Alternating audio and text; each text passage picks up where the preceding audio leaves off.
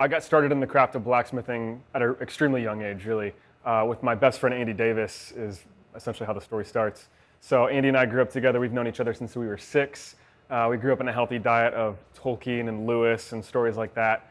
We were both homeschooled kids with a lot of siblings, a lot of energy in life growing up in our households, and we both connected on the common grounds of creativity. We just sort of trial and error started producing knives and swords because we loved Lord of the Rings and we were, little nerd kids growing up. Started with Legos, worked its way up to chainmail, then wooden swords, and then we were like, why the heck not actually try to do this for real? Andy and I first attempted swinging a hammer against some hot metal when we were about 13 or 14 years old. It was right after we went to a Renaissance festival, saw a guy with an extremely simple, primitive setup, and we thought we could do that, sure enough. So that day I think we went home, and with our dad's blessings, we dug a hole in the ground, poured in some charcoal briquettes. Our bellows was just a pipe, so we blew into the charcoal and heated it up, and amazingly didn't die, but that was our first attempt at blacksmithing. The choice to get into the craft was almost an accident in that back in 2009, Marvel Comics reached out to us when they were making the first Thor movie, and the props team making all the armor and weapons for the set of that film asked us if we could make Heimdall's sword, the Gatekeeper's sword. So we were in our freshman year at Ball State University, and I swiftly said yes to that and dropped out of school.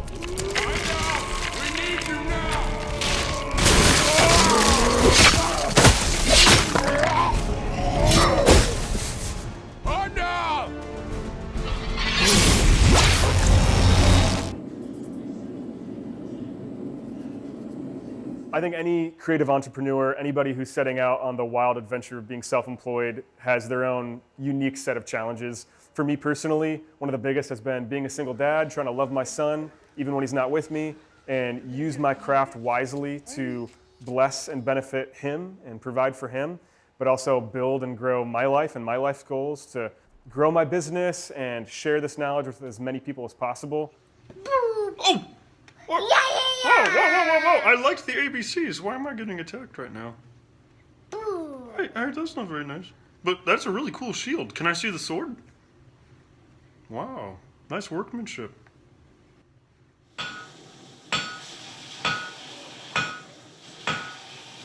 How I forged a Bronze Age dagger from start to finish. Historically, Bronze Age weapons were cast, meaning that the metal was melted and then poured into a mold. However, I have access to a modern alloy of bronze called aluminum bronze. This unique alloy of bronze acts similarly to steel in that it can be forged and manipulated in some pretty incredible ways.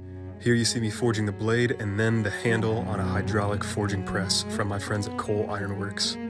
I then move on to forging the pommel end and give it a historical touch by giving it these swirling tendrils, which is a feature that you see often on many historical bronze swords. Those curls are forged in, the blade is sharpened, and this dagger is finished. I love looking at the sword as a barometer of the human heart, and that if it's put in the hands of an evil person, they're going to do evil. If it's put in the hands of an honorable person, hopefully, Lord willing, they will act with honor and integrity in wielding that weapon. What appeals to blacksmithing to me is that it's very forgiving. In a sense, I can make a mistake with a grinder or something. I can accidentally take off some material that I didn't intend to, and I can add that back in with welding. It's very forgiving media in the sense that, with wood, if you accidentally put a huge gouge in a piece of wood, you might have to just scrap it and start over entirely. With metal, if you put a gouge in it, you can fill it in with weld, sand it off, and nobody will ever know that you made a mistake. So growing up, my family had a cabin up in Door County, Wisconsin, and I caught wind of a folk school, this is a traditional art school, that was building a blacksmith shop. I love the area, and I obviously love my craft, so I reached out to them and said, hey, I've never taught before, but I would love to open up the door to maybe teaching there. And to my surprise, they allowed me to be the first ever blacksmith, bladesmith teacher at their school to teach in their brand new building. So I was kind of surprised by myself that I even wanted to take that step. I wasn't sure if I would even be good at teaching, because doing your craft is one thing, learning how to teach your craft is a whole other art form. I think any teacher can attest to this. It's difficult to share what you know so intimately well with people who have never done it before. But when I taught that first class at that school, I instantly fell in love with the process of sharing it with other people. So the fun part about working here with my best friends at Cool Iron Works is collaborating with everybody. Of course, I help occasionally on the machines themselves, but I'm mainly here to teach the craft to everybody on the team who hasn't done it before, and then people publicly online. And you might need to go over it flat. You just gotta work fast because it cools down so quick.